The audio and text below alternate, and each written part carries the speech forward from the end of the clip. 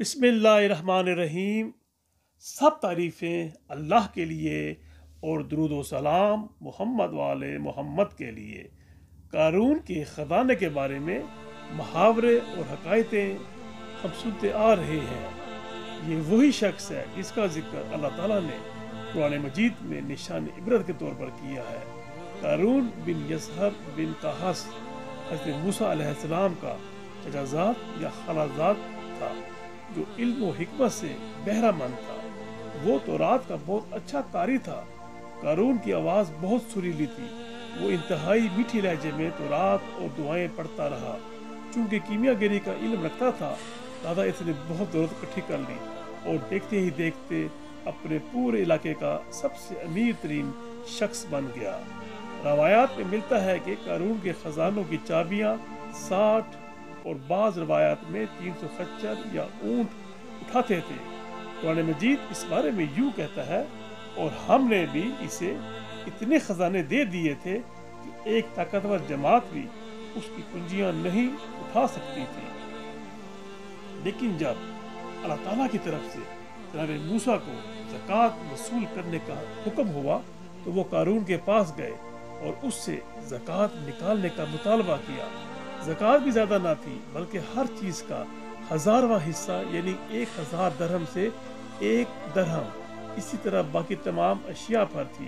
कारून ने पहले तो इस हुक्म से सरताबी ना की, लेकिन जब अपने घर आया और हिसाब किताब करने के बाद मालूम हुआ कि यूं तो ज़कात बहुत बड़ी रकम बन जाएगी, तो इसने ज़कात ना देने का फैसला किया और हज़रत मूसा अलैहिस्सलाम के खिलाफ एक खतरनाक चाल चलने का फैसला किया। कारून ने बनी इसराइल को इकट्ठा किया और उनके दरमियान एक तकरीर करते हुए कहा, ऐ बनी इसराइल, मूसा ने तुम्हें जो भी हुक्म दिया तुम लोगों ने उसकी इताअत की, लेकिन अब वो चाहता है कि तुम्हारा माल और दौलत तुम्हारे हाथों से छीन ले।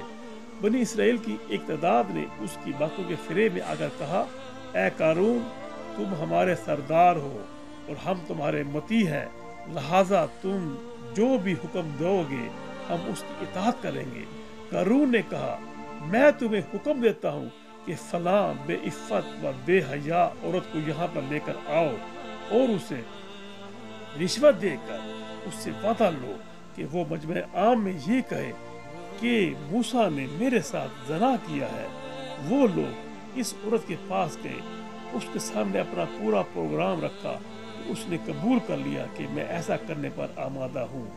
इस साजिश को अमली जामा पहनाने के लिए कारून ने एक दिन बनी इसराइल को इकट्ठा किया और जनाब मूसा अलैहिस्सलाम के पास जाकर उन्हें कहने लगा, ऐ मूसा, लोग आपकी तकरीर और आपसे वाज़ व नसीहत के लिए इकट्ठे हुए हैं, आप जाकर इन्हें कुछ वाज़ व नसीहत करें।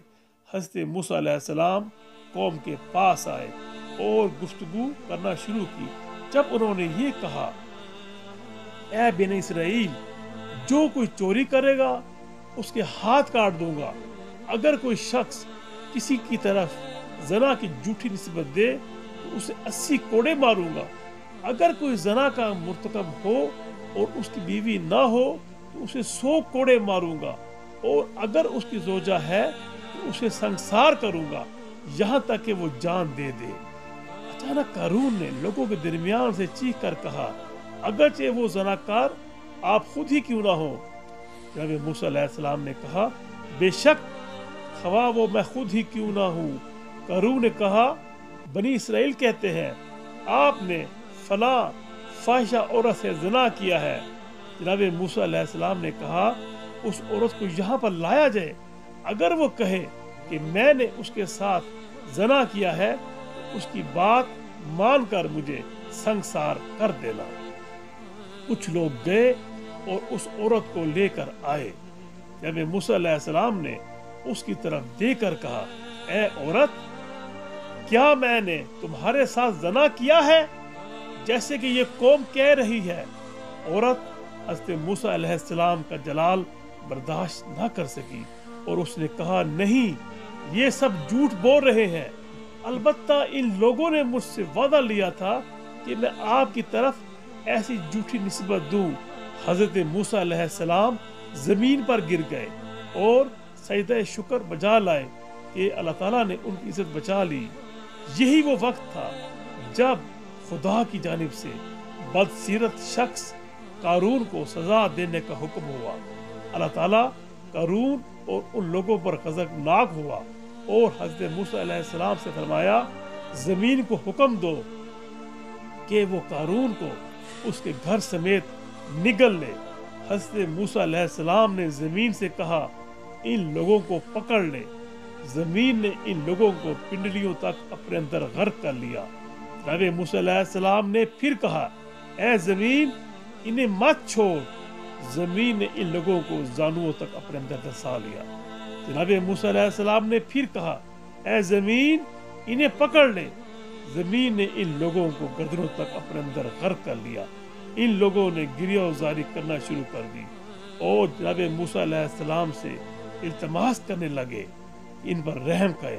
حضرت موسیٰ علیہ السلام نے آخری مرتبہ زمین سے مخاطب ہو کر کہا انہیں پکڑ لے، تو زمین نے ان لوگوں کا پورا وجود اپنے اندر ہڑپ کر لیا۔ اللہ تعالیٰ نے جناب موسیٰ پر وحی نازل فرمائی اے موسیٰ تم نے ان لوگوں کے گریہ وزاری اور التماس پر ذرا برابر رحم نہ کھایا، لیکن اگر وہ لوگ مجھے مدد کے لیے پکارتے اور مجھ سے مدد مانگتے تو میں انہیں مثبت جواب دیتا اور انہیں معاف کر دیتا۔